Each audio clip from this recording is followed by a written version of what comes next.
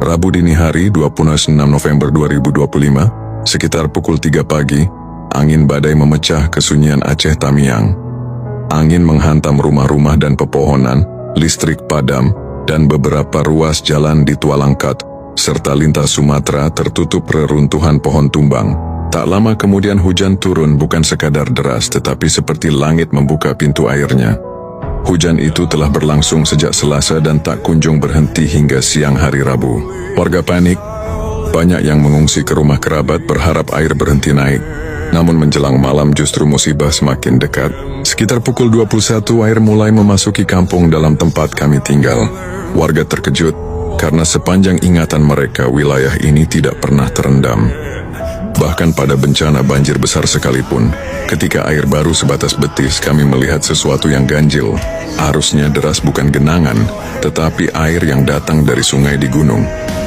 Tanda bahwa ini bukan banjir biasa, tapi banjir bandang. Tak sampai 1 jam kemudian, air menerobos masuk ke dalam rumah. Kami segera naik ke lantai 2 bersama keluarga paman. Kami tidak membawa banyak barang, sekadar pakaian, obat, dan sedikit makanan. Kami mengira air akan berhenti di lutut, atau mungkin di pinggang, tapi takdir berkehendak lain. Listrik padam total.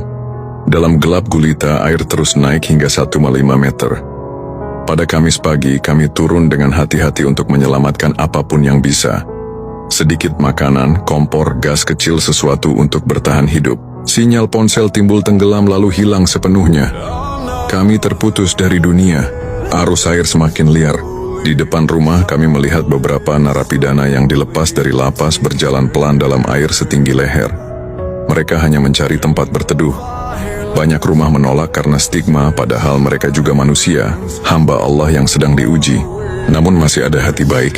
Beberapa toko yang memiliki lantai 2 menerima mereka. Sekitar pukul 10 pagi kami menyaksikan rumah-rumah dihantam arus seperti mainan kertas.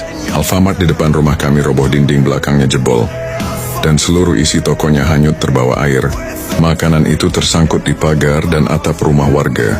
Seakan Allah mengirimkan rezeki dari arah yang tak disangka. Remaja-remaja nekat berenang di atas arus besar demi mengumpulkan makanan dan membagikannya kepada warga lain yang kelaparan. Tidak ada batas siapa kaya, siapa miskin, siapa berstatus, apa semua sama. Bertahan hidup. Menjelang asar air mencapai sekitar 3 meter. Tidak ada satupun yang berani turun. Kami hanya bisa menatap gelap air itu, berharap malaikat datang membawa pertolongan. Kami coba menghubungi SAR dan BPBD, tetapi jawaban yang kami terima hanya evakuasi mandiri, bertahan di lantai 2. Tidak ada perahu, tidak ada helikopter, tidak ada sirene penyelamatan. Hanya suara arus yang semakin menakutkan seperti gelombang badai lautan. Lalu tragedi terjadi. Seorang anak kecil dan 1 orang dewasa hanyut. Teriakan tolong, tolong menggema di antara hujan dan air. Kami hanya bisa menangis. Tak ada yang bisa berenang, tak ada yang bisa mengejar. Saat itu atau mungkin sejak awal hanya Allah tempat kami berharap. Air hampir mencapai lantai 2, hanya tersisa beberapa anak tangga. Dalam ketakutan dan gelap, saya mengumandangkan azan sekeras yang saya mampu, berharap suara itu menembus badai, menembus hati manusia, dan mengetuk pintu langit. Kami berdoa, menangis, memohon ampun. Ya Allah, kami banyak berdosa, tapi di antara kami ada anak kecil yang belum pernah menantangmu. Selamatkan kami karena mereka. Saya teringat ini malam Jumat malam dikabulkannya doa. Saya sholat 2 rakaat mungkin dengan pikiran, jika ini sujud terakhirku, biarlah aku kembali kepadamu dalam keadaan berserah.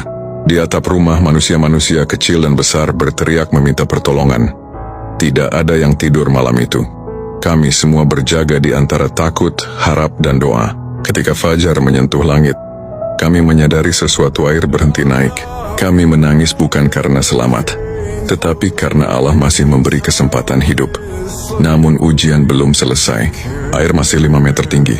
Makanan habis, air minum tidak ada. Bayi menangis bukan karena takut, tapi karena haus. Sebagian warga merebus air banjir agar bisa diminum. Kami menampung air hujan di atas terpal lalu memasaknya agar aman. Di tengah semua itu datang kejutan. Para narapidana yang sebelumnya ditolak justru menjadi pahlawan. Mereka berenang dan mengumpulkan makanan, lalu membagikannya kepada warga. Di saat dunia menilai mereka hina, Allah menunjukkan siapa yang memiliki kemuliaan hati.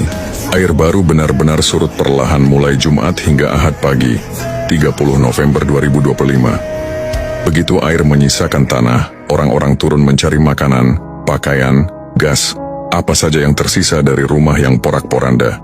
Kami saling bertemu, saling bertanya, "Kamu selamat? Keluargamu bagaimana?"